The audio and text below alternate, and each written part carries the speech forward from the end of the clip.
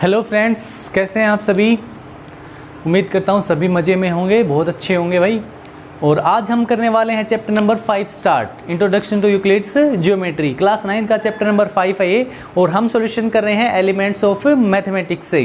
तो chapter start करने से पहले मैं आपको कुछ बेसिक पॉइंट्स इसके बारे में बताऊंगा जो पूरे चैप्टर में हमारी हेल्प करेंगे भाई। तो इनको ध्यान से देख लीजिए, जल्दी से मैं आपको समझा देता हूं। तो सबसे पहले हम करते हैं भाई इस डेफिनेशन, जो ज्योमेट्री की डेफिनेशन है उसको। देखिए जो वर्ड है ज्योमेट्री, ये कहाँ से आया है। ज्योमेट्री जो वर्ड है वो दो ग्रीक वर्ड को मिला करके बनाया गया है। ठीक है, पहला क्या है, जियो। ठीक है भाई, पहला आप देख रहे हो जियो, जिसका क्या मीनिंग होता है, जिसका मीनिंग होता है अर्थ, पृथ्वी, धरती। ठीक है, और दूसरा वर्ड है मैट्रीन। ये मैट्रीन है, इसका मतलब क्या होता है, to measure. So geometry means measurement of earth. ठीक है, ये है ज्योमेट्री का मीनिंग भाई। उसके बाद में हम बढ़ते हैं इसके कुछ और बेसिक पॉइंट्स की तरफ। तो सबसे पहले मैं आपको समझाना चाहूँगा स्टेटमेंट के बारे में, कि स्टेटमेंट क्या होती है भाई। स्टेटमेंट, इसका यूज होगा आगे, फिर अब मैं बताऊंगा आपको कि मैंने स्टेटमेंट आपको क्यों समझाया था, क्या होता है भाई। सो स्टेटमेंट क्या होता है भाई, कोई ऐसा सेंटेंस जिसको हम जज कर सके कि वो ट्रू है या फॉल्स है। ठीक है भाई, a sentence which can be judged as true और फॉल्स। क्या बताया, sentence which can be judged as true और फॉल्स, जिसके बारे में हम बता पाएं कि भाई ये ट्रू है या फॉल्स है। ठीक है, सही या गलत हमें पता हो, उसी को हम क्या कहेंगे, स्टेटमेंट कहेंगे। समझ गए ना। तो अब देखिए, जैसे कि एग्जाम्पल के लिए मैं आपको कहता हूँ कि मेरे हाथ में एक पेन है, मेरे पास एक पेन है, तो आप बता सकते हो कि मैं ट्रू है या फॉल्स मैंने बोला है। ठीक है, मैथमेटिक्स में मैं अगर आपको कहूँ कि भी the sum of 2 and 3, sum of 2 and 3 is 5, ये क्या होता है, सम 2 और 3 का 5 होता है, तो हम बता सकते हैं कि ये बात जो है वो ट्रू है या फॉल्स है। तो ये क्या हो गया कि स्टेटमेंट हो गई। अब जैसे अब मैं आपसे कह दूं कि भी x प्लस में 2 जो है वो ग्रेटर है 15 से, x प्लस 2 जो है वो ग्रेटर है 15 से, तो क्या ये एक स्टेटमेंट है? नहीं, ये स्टेटमेंट नहीं है, क्योंकि हम इसको जज नहीं कर सकते ट्रू है या फॉल्स है। ये सब कुछ x के ऊपर डिपेंड कर रहा है, x की वैल्यू के ऊपर डिपेंड कर रहा है, तो इसको हम ट्रू या फॉल्स में बता नहीं सकते हैं। तो ये क्या होती है, हमारी स्टेटमेंट होती है। तो देखिए दोस्तों, नेक्स्ट पॉइंट जो हमें पढ़ना है वो क्या है, एक्सियम्स। ठीक है, नेक्स्ट क्या है, एक्सियम्स। तो एक्सियम्स क्या होता है भाई, द बेसिक फैक्ट्स और स्टेटमेंट। ठीक है, इसको स्टेटमेंट भी लिख सकते हो आप यहाँ पे, द बेसिक फैक्ट्स और स्टेटमेंट्स, इसलिए मैंने आपको स्टेटमेंट समझाया था। ठीक है ना, यहाँ पे स्टेटमेंट भी आप यूज कर सकते हो। So the basic statement which are taken for granted without any proof, जिनके लिए कोई प्रूफ की ज़रूरत नहीं है, उन्हीं को हम क्या कहते हैं भाई, एक्सियम्स कहते हैं। जैसे कि फॉर एग्जांपल हम मान लेते हैं a is greater then b, a जो है वो b से बड़ा है और b is greater then c, तो यहाँ से क्लियरली हम क्या कह सकते हैं, a जो है वो किससे बड़ा होगा भाई, c से। ठीक है ना, तो ये क्या, इसके लिए कोई प्रूफ की ज़रूरत नहीं है। a b से बड़ा है, b जो है वो c से बड़ा है, तो a जो है वो भी क्या होगा, c से ग्रेटर होगा, बड़ा होगा। तो ये क्या हो गया, हमारा एक एक्सियम हो गया। ठीक है, इसी तरह से हम और भी कह सकते हैं, जैसे कि halves of equal are same. ठीक है ना, जो भी कोई चीज़ें, दो ऑब्जेक्ट हैं वो इक्वल हैं, सेम है, तो उनके हाफ होंगे, आधे होंगे, वो भी क्या होगा, इक्वल ही होगा। ठीक है, या फिर हम कह सकते हैं whole is greater than any of its parts, जो होल ऑब्जेक्ट है वो अपने किसी भी पार्ट से क्या होगा, बड़ा होगा। ऑब्वियसली ये बात तो सभी को पता है। तो यही क्या है, हमारी एक्सियम्स हैं। ठीक है, सभी एक्सियम्स आपको मैं आगे बताऊंगा, पहले 1-2 पॉइंट और देख लेते हैं, फिर क्या अभी थ्योरम है। ठीक है, तो थ्योरम क्या होती है, in geometry when a property और a result is prove to be true through logical reasoning. ठीक है, कोई भी क्या है, कोई प्रॉपर्टी है या कोई ऐसा रिजल्ट है जिसको लॉजिकल रीजनिंग का यूज़ करके, जो एक्सियम के ऊपर बेस्ड हो। ठीक है ना, ऐसी रीजनिंग, ऐसी लॉजिकल रीजनिंग, ऐसी बातें जो एक्सियम्स के ऊपर बेस्ड हो, उनके थ्रू आप जब प्रूव करते हो किसी बात को, किसी प्रॉपर्टी को, किसी स्टेटमेंट को, तो उसका जो रिजल्ट आएगा वो क्या कहलाता है, हमारा थ्योरम कहलाता है। ठीक है, लास्ट पॉइंट जो अभी मैं बता रहा हूँ वो है कोरोलरी। तो कोरोलरी क्या होता है अभी, a corollary is a statement whose truth can be easily deduced from as theorem। ठीक है, थ्योरम से इसका क्या होगा, इसकी जो ट्रूथ है, यानी कि क्या कह सकते हैं हम, statement whose truth can be easily deduced from a theorem। ठीक है, इसको डिड्यूस कहाँ से किया जा सकता है, थ्योरम से। ये क्या कहलाएगी, कोरोलरी। ठीक है भाई, अब देखिए इसके बाद में कुछ डेफिनेशन, यूक्लिड्स के कुछ डेफिनेशन जो उन्होंने बताई थी वो सब दे रखे, सॉलिड की है, पॉइंट की है। ठीक है, ये सब डेफिनेशन आपको दे रखी हैं, तो ये आप लोग खुद से पढ़ लेना, आपकी बुक में ज़रूर दे रखी होंगी, मैं बताऊंगा तो काफ़ी टाइम लगेगा। ठीक है, अब हम चलते हैं अभी सीधा किस पे, एक्सियम्स और पोस्टुलेट्स पे, ठीक है। देखिए भाई, तो दोस्तों यूक्लिड की जो प्रॉपर्टीज़ थी उनको उन्होंने दो पार्ट्स में डिवाइड किया है। पहला क्या है एक्सियम, दूसरा क्या है पोस्टुलेट्स। तो देखिए इनकी जो स्टेटमेंट है वो क्या है, यूनिवर्सल ट्रूथ है, इनको प्रूव करने की कोई ज़रूरत नहीं है। तो फिर एक्सियम में और पोस्टुलेट्स में क्या डिफरेंस है। एक्सियम्स जो हैं वो बेसिकली हर जगह आप लोग यूज कर सकते हो, हर जगह इनका यूज हो सकता है, ठीक है, कहीं भी आप मान सकते हो इनको। जबकि पोस्टुलेट्स क्या है, वो किसके लिए हैं, वो ज्योमेट्री के लिए हैं, ठीक है ना, which are use for geometry, ठीक है ना। अब देखिए पहले अब मैं यहाँ पे मैंने आपके लिए एक्सियम्स जो हैं वो लिख रखी हैं। ये देखिए भाई क्या है, जल्दी से मैं बता देता हूँ आपको। फर्स्ट में क्या दे रखा है, things which are equal to same things, ठीक है, things which are equal to same things are equal to one another. जैसे मान लीजिए हमने मान लिया कि ए बी जो है वो पी क्यू के इक्वल है, ठीक है ना। किसके इक्वल है भाई, पी क्यू के इक्वल है। और बी सी या सी डी मान लो, सी डी जो है वो भी किसके इक्वल है भाई, पी क्यू के। तो ये जो थिंग्स हैं, दो अलग अलग थिंग्स हैं, वो सेम थिंग के इक्वल होगी, पी क्यू के इक्वल होगी। तो बेसिकली यहाँ पर ए बी जो हो किसके इक्वल होगा, सी डी के इक्वल ही तो होगा भाई, ठीक है। फिर है equals are added to equals the whole are equal. ये भी सीधी सी बात है भाई, अगर इक्वल कोई दो चीज़ें इक्वल है, उनमें हम दोनों में इक्वल कुछ ऐड कर देंगे तो वो कुछ कोई फ़र्क थोड़ी ना पड़ जाएगा उस पर।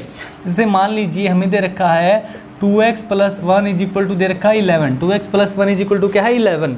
अब मैं इसमें दोनों तरफ, ठीक है, अब यहाँ पे जैसे इक्वल है तो अब हम क्या कर लेते हैं भाई, 2x + 1 प्लस में 3 इज इक्वल टू 11 + 3, दोनों तरफ 3 ऐड कर दिया तो इसके ऊपर कोई भी डिफरेंस नहीं हो, कोई फ़र्क इस पर नहीं पड़ेगा। और सेम अगले फिर क्या है, अगर हम इक्वल में कोई सब इक्वल सब्ट्रैक्ट कर लेते हैं तो भी वो क्या रहेंगे भाई, इक्वल ही रहेंगे। ये 3 जो ऐड किया इसको सब्ट्रैक्ट कर लेते तो भी क्या रहता है, ये इक्वल ही रहेंगे, ठीक है। Things which are coincide with one another are equal to each other. मतलब क्या हुआ कि कोइंसाइड का मतलब समझते हो, सुपर इम्पोज आपने सुना है, दो चीज़ें जो बिल्कुल एक दूसरे के ऊपर आ जाएं, ठीक है ना। तो भाई जैसे हाथ देख रहे हो ना, दोनों बिल्कुल एक दूसरे कोइंसाइड कर रहे हैं, उसके लिए है भाई, जो कोइंसाइड करते हैं वो क्या होंगे, इक्वल होंगे ऑब्वियसली। उसके बाद में क्या है, the whole is greater than the part. जो होल है वो क्या होगा, पार्ट से बड़ा ही होगा ना। जैसे मान लो यहाँ पर हमें दे रखा है, देखो जैसे ये क्या है ए बी सी, तो ए बी एक पार्ट है इसका, इस लाइन सेगमेंट का, ठीक है। और तो ए सी क्या होगा, इससे बड़ा ही तो होगा। अरे जो पूरा है जो लाइन सेगमेंट है हमारा ए सी, वो इस पार्ट से ए बी से तो बड़ा ही होगा, या बी सी से तो बड़ा ही होगा भाई। नेक्स्ट है फिर things which are double of same thing are equal to one another. भाई कोई भी चीज़ें हैं, दो चीज़ें हैं, डबल है किसी एक चीज़ का, सेम का, जैसे मैंने एग्जांपल दिया इसी तरह ले सकते हो आप लोग। इसका डबल है, मान लो ए बी जो है वो 2p क्यू है, ठीक है, और सी डी है वो भी 2p क्यू है। तो यहाँ से भी क्या होगा, ए बी जो है सी डी के इक्वल है, होगा ही होगा। लास्ट फिर क्या है, things which are half of same thing are equal to one another. ये भी ऐसा ही है भाई, यहाँ पे जैसे डबल किया इनको हाफ भी कर सकते हो। अरे थिंग्स जो हैं क्या कर रहा है, हाफ हो सेम थिंग की, वो क्या होंगे, इक्वल ही तो होंगे। तो ये क्या है, कुछ एक्सियम्स हैं भाई यूक्लिड की। अब हम देखते हैं पोस्टुलेट्स। और साथ ही साथ दोस्तों वीडियो अच्छा लग रहा है तो लाइक कर दो, चैनल को कर लो सब्सक्राइब। अभी हम करेंगे एक्सरसाइज सोल्व, पहले देख लेते हैं यूक्लिड्स पोस्टुलेट्स। देखिए भाई, तो अब हम देखते हैं दोस्तों यूक्लिड्स पोस्टुलेट्स के बारे में, ठीक है। इसमें क्या बताया अभी, पहला है स्ट्रेट लाइन में be drawn from any one point two any other point, ठीक है ना। कोई भी दो पॉइंट हैं, ये पॉइंट है और एक ये पॉइंट है, ठीक है, इनके बीच में क्या ड्रॉ की जा सकती है कि स्ट्रेट लाइन ड्रॉ की जा सकती है, ठीक है। अब देखिए फिर क्या है, terminated line can be produced indefinitely. मतलब क्या हुआ कि जैसे एक लाइन सेगमेंट है, ठीक है, कह लो लाइन सेगमेंट है, इसको दोनों तरफ क्या है, हम इंडेफिनेटली क्या कर सकते हैं, अनंत तक क्या कर सकते हैं, बढ़ा सकते हैं, प्रोड्यूस कर सकते हैं। थर्ड क्या है अभी, a circle can be drawn with any centre and any radius. सभी को पता है अभी, एक सर्कल जो है वो किसी भी सेंटर को लेके या किसी भी रेडियस को लेके ड्रॉ किया जा सकता है। All right angles are equal to one another. सभी जो राइट एंगल है वो दोस्तों क्या होते हैं, एक दूसरे के इक्वल होते हैं, ठीक है। उसके बाद में फिफ्थ जो है वो काफ़ी बड़ा सा लिखा हुआ है, उसको मैंने लिखा नहीं, मैं वैसे बता देता हूँ। जैसे कि दो लाइन है, ठीक है ना, जैसे दो लाइन है, दो स्ट्रेट लाइन है भाई, जैसे कि ये रही, और इनके ऊपर कोई थर्ड लाइन और है स्ट्रेट लाइन। अब क्या है कि जो इसकी इंटीरियर एंगल है ना, ये वाली, ठीक है, जैसे इंटीरियर एंगल होते हैं, तो जिस साइड में दो इंटीरियर जो एंगल है उनका सम जो है वो दो राइट एंगल से कम है, less than two right angle, ठीक है ना। जैसे इस साइड में जो एंगल है आपको पता है अभी ये वाला, से मान लो 1 और 2, 1 और 2 का सम जो है वो क्या होगा, राइट एंगल से कम है ना, ठीक है। तो ये जो दो लाइन है ये इसी साइड में, जिस साइड में जो सम है हमारा वो टू राइट एंगल मतलब 180 से कम होगा, उसी साइड में ये लाइन आगे जा करके जब इनको बढ़ाएंगे, प्रोड्यूस हम करेंगे तो आगे कहीं ना कहीं जाके ये मिल जाएंगी। ये बात समझ गए, ये दूसरी साइड में नहीं मिलेंगी, ये उन्होंने बताया था भाई। तो ये 5 पोस्टुलेट्स हैं हमारे। अब हम करते हैं एक्सरसाइज स्टार्ट। देखिए भाई, तो चलिए दोस्तों अब हम कर लेते हैं एक्सरसाइज 5.1 को स्टार्ट। तो पहला क्वेश्चन इसमें दिया गया है भाई, जो आपको क्वेश्चंस दे रखे हैं, कुछ स्टेटमेंट हैं, उनके आंसर आपको सिंगल वर्ड में देने हैं, ठीक है। तो देखिए पहला क्या, what is the list number of distinct point which determine a unique line. तो यूनिक लाइन के लिए 2 पॉइंट, ठीक है। फिर in how many maximum number of points can two distinct line intersect, ठीक है। 2 अलग अलग लाइनें हैं, कितने नंबर ऑफ पॉइंट पे, 1, ठीक है भाई, 1 आ जाएगा। Does a line have any length, no. How many lines can be drawn through a single point, infinite number of lines. फिर how many lines can be draw each passing through 3 collinear points. 3 collinear point क्या होते हैं, जो एक ही line में हो, ठीक है ना। ये जैसे 3 पॉइंट है, एक ही लाइन में है, तो इनसे पास होने वाली सिर्फ एक लाइन होगी भाई। फिर है which of the following statements are true. True statement आपको बतानी है। Line segment has no definite length, ये गलत है भाई, बिल्कुल फॉल्स है, क्योंकि लाइन सेगमेंट की डेफिनेट लेंथ फिक्स लेंथ होती है। नेक्स्ट है 2 lines always intersect at a point, ये गलत है भाई, पैरेलल लाइन है मान लो, क्या इंटरसेक्ट करेंगी, नहीं करेंगी। Only 1 line can pass through a single point, ये भी गलत है, अभी हमने पढ़ा था कि सिंगल पॉइंट से infinite number of lines pass हो सकती हैं। उसके बाद में फिर बच्चे there are infinite number of line which pass through 2 distinct point, ये भी गलत है, 2 पॉइंट से सिर्फ एक लाइन पास होगी। फिर है a terminated line can be produce indefinitely on both the side, ये सही है भाई, ठीक है। टर्मिनेटेड लाइन मीन्स कोई लाइन सेगमेंट है, टर्मिनेटेड लाइन मतलब ये लाइन सेगमेंट जैसे है, इसको दोनों तरफ इंडेफिनेटली हम क्या कर सकते हैं, प्रोड्यूस यानी बढ़ा सकते हैं भाई।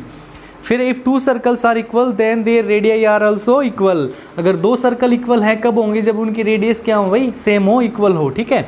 अब देखिए क्वेश्चन नंबर 3, आपको थर्ड क्वेश्चन में इक्वेशन दे रखी है x - 5 = 19, x - 5 = 19, इसको सोल्व करना है। और जो एक्सियम का यूज़ हम करेंगे वो बताना है कि कौन सी एक्सियम यूज़ की है। तो देखिए इसमें हम क्या करेंगे भाई, इसमें हम करेंगे x - 5 + 5 = 19 + 5, ठीक है ना। दोनों तरफ हमने 5 क्या कर दिया, ऐड कर दिया है, तो यहाँ से ये दोनों तो कैंसिल हो गए और x = क्या आ जाएगा 24। तो ये तो हमारा आ गया बच्चे सॉल्यूशन। अब कौन सी एक्सियम आपने यूज़ की है, if equals are added to, ये हमने किया ना, वो आपको लिखना जरूर है भाई। If equals are added to equals then the wholes are also equal, ठीक है ना, then the wholes are also equal. हमने दोनों तरफ इक्वल ऐड किया है, तो जो नंबर हमें मिलेंगे वो भी क्या होंगे, आपके इक्वल ही होंगे। नेक्स्ट फिर क्या है, फोर्थ क्वेश्चन है, it is known that x + y = 10, x + y जो है वो 10 दिया गया है। देखिए x + y = 10 है, एंड ये दे दिया गया x = z, x = z। Then show that z + y = है, z + y = क्या दे दिया आपको, 10, ये शो करना है भाई। तो देखिए यहाँ से भी सेम वही क्वेश्चन है भाई, x = z है, क्या दे रखा है, x = z दे रखा है, तो दोनों तरफ हम y ऐड कर लेते हैं, x + y = z + y, दोनों तरफ हमने क्या ऐड कर दिया, y। अब x + y किसके इक्वल था, 10 के इक्वल, तो z + y भी क्या हो गया, 10 के इक्वल होएगा हमारा, ठीक है। तो यहाँ से कौन सा एक्सियम यूज़ किया, सेम वही है, equals are added to equals then wholes are also equal, same वही क्वेश्चन था भाई। नेक्स्ट में फिर क्या दिया गया है, prove that every line segment has 1 and only 1 mid point. एक जो लाइन सेगमेंट, हर एक जो लाइन सेगमेंट होता है उसका सिर्फ एक ही मिड पॉइंट होता है, ये अपने को प्रूव करना है। देखिए हमने ले लिया AC, कोई भी मिड पॉइंट ले लो, AB ले लो, जैसे AB, suppose AB is a line segment, इसका मिड पॉइंट हमने क्या मान लिया, C, क्या ले लिया भाई, C मान लिया हमने। तो हमें पता है कि जो AC है, AC किसके इक्वल होगा, AC किसके इक्वल होगा भाई, हाफ ऑफ AB के इक्वल होगा कि नहीं होगा, हाफ ऑफ AB के इक्वल होगा नहीं होगा AC, ये समझ गए ना। यहाँ से क्या हुआ कि AC जो मिड पॉइंट है, इसलिए AC क्या होगा, हाफ ऑफ AB होगा। अब हमने मान लिया, लेट कोई पॉइंट एक और है डी, क्या है डी पॉइंट और है जो कि इसका मिड पॉइंट है, ठीक है भाई। ये कब है हमारा ए सी, जब क्या है हमारा सी मिड पॉइंट है, ठीक है। अब ए डी किसके इक्वल होगा, ए डी भी तो हाफ ऑफ ए बी होगा ना, क्योंकि अब हमने डी को मिड पॉइंट मान लिया है, पहले हमने सी को मिड पॉइंट माना था, अब डी को मान लिया है। अब दो इक्वेशन है हमारे पास में, दो इक्वेशन है, तो यहाँ से क्या होगा देखिए, half of A B half of A B right hand side equal है, मीन्स ए सी जो है वो किसके इक्वल होगा भाई, ए डी के इक्वल। ए सी किसके इक्वल आ गया हमारा, ए डी के इक्वल, ठीक है। अब यहाँ से क्या बात प्रूव होती है, देखो ए सी ए डी के इक्वल कब होगा हमारा, जब सी और डी एक ही पॉइंट हो, सी और डी क्या हो हमारा सेम हो, सी और डी क्या होगा हमारा सेम पॉइंट होगा, एक ही पॉइंट होगा, जब भी तो ये पॉसिबल है, वरना पॉसिबल ही नहीं होगा ए सी ए डी के इक्वल में। तो यहाँ से प्रूव होता है कि मिड पॉइंट जो है वो सिर्फ एक ही होगा, तो इतना ही कर देना आप लोग, यहाँ से प्रूव हो जाता है आपका। ओके, नेक्स्ट क्वेश्चन में फिर क्या दिया गया है, 6th क्वेश्चन है ये, देखिए भाई। तो अब देखिए भाई क्वेश्चन नंबर 6, इसमें क्या दिया गया है कि C है ना, C वो मिड पॉइंट है ए बी का, ठीक है भाई। C is mid point of A B, mid point of A B, ठीक है। और D मिड पॉइंट है ए सी का, हमें प्रूव करना है A D is equal to 1/4 of A B होगा। तो पहले हम लोग पहले इसका यूज़ करेंगे, C मिड पॉइंट है किसका, ए बी का। तो यहाँ से क्या होगा देखिए, ए बी किसके इक्वल होगा, ए सी प्लस बी सी के इक्वल होगा। ए बी जो है A C plus B C के इक्वल होगा कि नहीं होगा। और देखो ए बी और बी सी दोनों बराबर ही तो हैं, ये इससे ये मिड पॉइंट होगा, तो वही तो इस ए बी को हम लोग क्या लिख सकते हैं, A B is equal to A C plus A C लिख सकते हो, ए सी प्लस में ए सी। अब देखिए A B is equal to क्या हो गया, 2AC हो गया, ये इक्वेशन हो गई हमारी फर्स्ट, ठीक है। ये बात समझ गए ना। उसके बाद में देखो अब इसका यूज़ कर लो, यहाँ पे D is mid point of, क्या लिखोगे, D is mid point of AC, D is mid point of AC।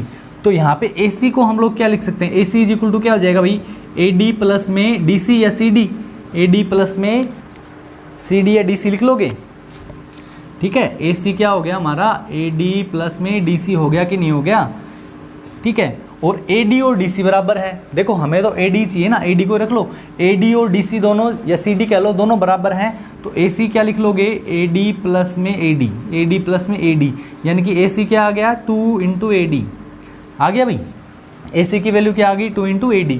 और इस AC की वैल्यू को यहाँ पुट कर लो इक्वेशन फर्स्ट में, ठीक है ना, पुट इन इक्वेशन फर्स्ट। अब फर्स्ट इक्वेशन क्या बन गई हमारी, वो देखो यहाँ से A B is equal to क्या आ गया हमारा, 2 इंटू ए सी था ना, तो ए सी की जगह पे क्या कर लोगे, 2AD।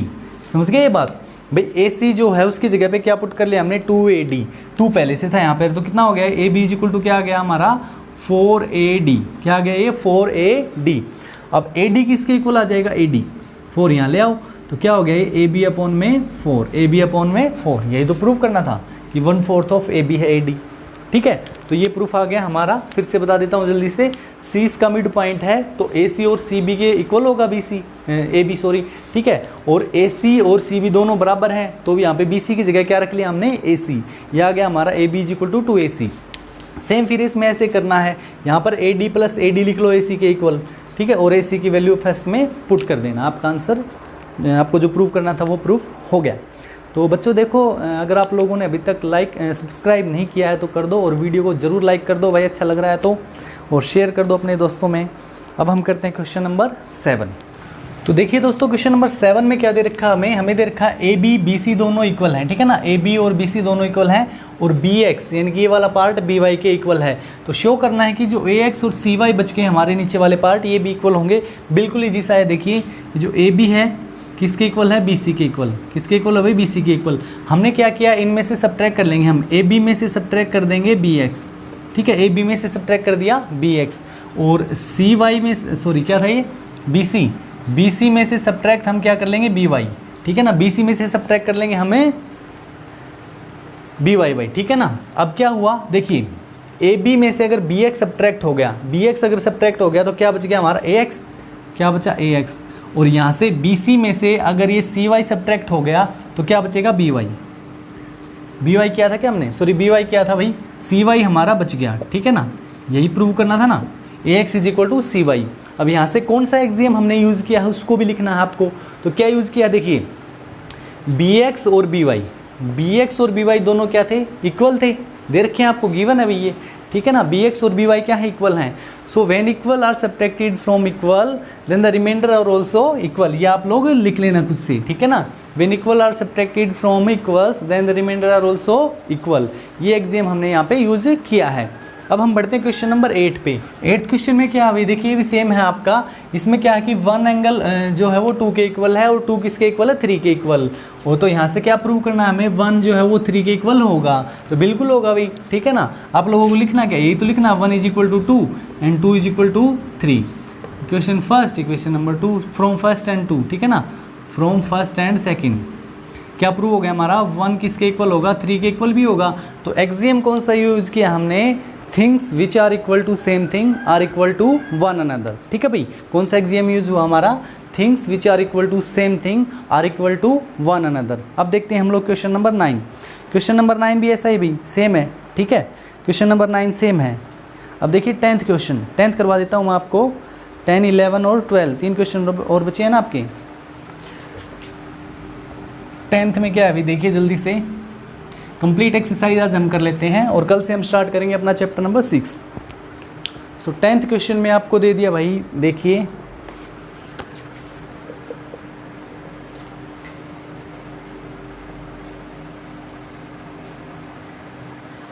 ए डी और ये क्या है, बी और ई और सी, ठीक है। अब दिया गया क्या है, A C is equal to है D C, A C is equal to D C and C B is equal to है C E, then show that, show क्या करना है अपने को, A B is equal to है D E, A B is equal to किसके है, D ई के इक्वल। तो देखिए भाई एक बार फिर से क्या दिया गया, ए सी, ये जो है ना ए सी किसके इक्वल दे दी अपने को, डी सी के इक्वल, इसके इक्वल दे दी। अब सी बी देखो ये रहा सी बी और ये क्या है सी ई, ये दोनों भी क्या है इक्वल, तो हमें ए बी, ये वैसा तो क्वेश्चन है जैसे हमने एक पीछे किया था, देखो A C is equal to D C है, गिवन है। अब हम क्या करेंगे, ए सी में क्या ऐड कर दिया हमने, सी बी, ए सी में क्या ऐड कर दिया हमने, सी बी, ठीक है, और ये जो डी सी है इसमें क्या ऐड कर लिया हमने, सी ई, ये दोनों इक्वल हैं। और क्या हमने पढ़ा था एग्जाम में, when equal are added to equal, when equals are added to equals then the whole is also equal, ठीक है, ये तो पढ़ा था हमने। तो यहाँ से ए सी और सी बी किसके इक्वल है, A C plus C B, A C plus C B A B के इक्वल है, और ये क्या आ जाएगा भाई डी के इक्वल, ये प्रूफ हमारा हो गया। एक्सियम जो यूज़ किया हमने वो आप लास्ट में ज़रूर लिख देना। अब देखिए क्वेश्चन नंबर 11, इसमें दिया गया भाई ओ एक्स, देखिए O X is equal to half of X Y, ठीक है, और P X is equal to half of X Z. तो हमें प्रूफ क्या करना है, अच्छा ओ एक्स पी एक्स के इक्वल दिया गया, ये भी गिवन है। X Y is equal to क्या प्रूव करना है भाई, X Y is equal to X Z, ठीक है ना, एक्स वाई और एक्स जेड क्या है, इक्वल है। तो यहाँ से देखो पहले ओ एक्स जो है वो हाफ ऑफ एक्स वाई के इक्वल है, तो हम लोग क्या लिख सकते हैं, देखो 2 इधर ले आओ तो क्या हो जाएगा, 2 OX इज इक्वल टू क्या हो जाएगा भाई, एक्स वाई हो गया। अब देखिए इस 2 को भी इधर ले आओ, ये क्या हो गया, 2PX इज इक्वल टू क्या हो जाएगा बच्चे, XZ, ठीक है ना, इस 2 को इधर ले आओ तो ये क्या हो गया, 2 × PX is equal to XZ। अब देखिए OX और PX तो क्या है, दोनों इक्वल हैं भाई, OX और PX तो क्या है, दोनों इक्वल ही हैं। तो यहाँ पर इसको आप क्या लिख सकते हो, 2OX is equal to XZ लिख सकते हो कि नहीं, भी लिख सकते हैं कि नहीं। तो यहाँ पर क्या हो जाएगा हमारा, देखो 2OX है वो XY के इक्वल है, 2OX है XZ के भी इक्वल है।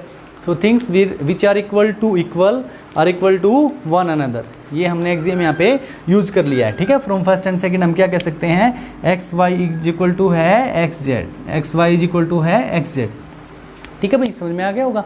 अब है क्वेश्चन नंबर 12, लास्ट देखिए इसमें क्या है, AC इज इक्वल टू क्या दे दिया भाई, XT, ये गिवन है हमें। C मिड पॉइंट है किसका, AB का, D मिड पॉइंट है XY का। तो देखो पहले यहाँ से देखो C मिड पॉइंट है ना इसका, C is mid point of AB। तो हम क्या कह सकते हैं भाई, देखिए AB किसके बराबर होगा, AB इज इक्वल टू होगा AC प्लस में CB, होगा कि नहीं होगा, होगा ना। और इस CB को भी AC के इक्वल रख सकते हो कि नहीं रख सकते हो, AC प्लस में AC रख सकते हो कि नहीं, क्योंकि ये दोनों तो बराबर ही भाई, AC और CB तो दोनों इक्वल ही हैं, एक ही चीज़ हैं। तो इसको आप क्या कर सकते हो, AB इज इक्वल टू क्या आ गया, 2AC, ये आ गई हमारी क्वेश्चन नंबर 1। अब देखो सेम उसमें भी वैसे ही करना है, इसमें क्या है, D is mid point of XY, ठीक है। तो क्या होगा, XY इज इक्वल टू क्या हो जाएगा भाई हमारा, XD प्लस में dy। देखो यहाँ पे ध्यान दे लिया करो, एक्स वाई रखना है ना, क्या रखना है अपने को, प्रूव करना था ना एक्स वाई के इक्वल। अच्छा ये देखो एक्स डी कहाँ पे, ये रहा, एक्स डी दिया था ना ए सी के इक्वल, तो हमें दोनों को एक्स डी लिखना है, डी वाई भी लिख सकते हो वैसे तो, लेकिन हमें क्या लिखना है, एक्स डी। ठीक है भाई, तो एक्स वाई इक्वल टू क्या लिख लोगे, एक्स डी प्लस में x D, x D plus में एक्स डी। ये हमने क्यों रखा भाई, ध्यान से सुन लो, ये हमने क्यों रखा है, क्योंकि एक्स डी और डी वाई दोनों इक्वल ही तो हैं, एक्स डी और डी वाई दोनों क्या है हमारे, इक्वल हैं। तो X Y is equal to क्या आ जाएगा अब, 2 into X D, 2 into X D. अब देखिए ये आ गई हमारी इक्वेशन नंबर 2। अब देखिए फर्स्ट में क्या था, फर्स्ट इक्वेशन में हमारा है भाई A B is equal to 2ac, और सेकंड में आ गया X Y is equal to 2xd। तो एक्स डी किसके इक्वल है, ए बी के इक्वल, कहाँ पे ये रहा, सॉरी ए सी के इक्वल। एक्स डी जो है किसके इक्वल है, ए सी के इक्वल हमारा दे रखा है। तो सेकंड को हम लोग क्या लिख सकते हैं, X Y is equal to 2ac भी तो लिख सकते हैं। अरे ए सी और एक्स डी तो एक ही बात है, तो एक्स डी की जगह पे मैंने क्या लिख लिया, ए सी। और यहाँ पर हमने प्रूव किया था फर्स्ट में जो ए बी है वो किसके इक्वल है, 2ac के इक्वल। तो यहाँ से भी तो हमारा एक एक्सियम यूज हो जाएगा, things which are equal to same thing are equal to one another. ठीक है ना, ये आ गया भाई, 2ac के इक्वल ये है, 2ac के इक्वल ये है। तो A B is equal to क्या आ गया, X Y, A B is equal to क्या आ गया, एक्स वाई। ठीक है, तो ये था हमारा एक्सरसाइज 5.1 चैप्टर 5 का, एक ही एक्सरसाइज इसमें कंप्लीट आज हमारा हो गया है। कल से हम चैप्टर नंबर 6 स्टार्ट करेंगे। और दोस्तों जाने से पहले वीडियो को लाइक करके जाएं और कमेंट जरूर करें कैसा लगा आपको, और चैनल को सब्सक्राइब कर लेना है और दोस्तों में कर दो शेयर। ठीक है, थैंक यू।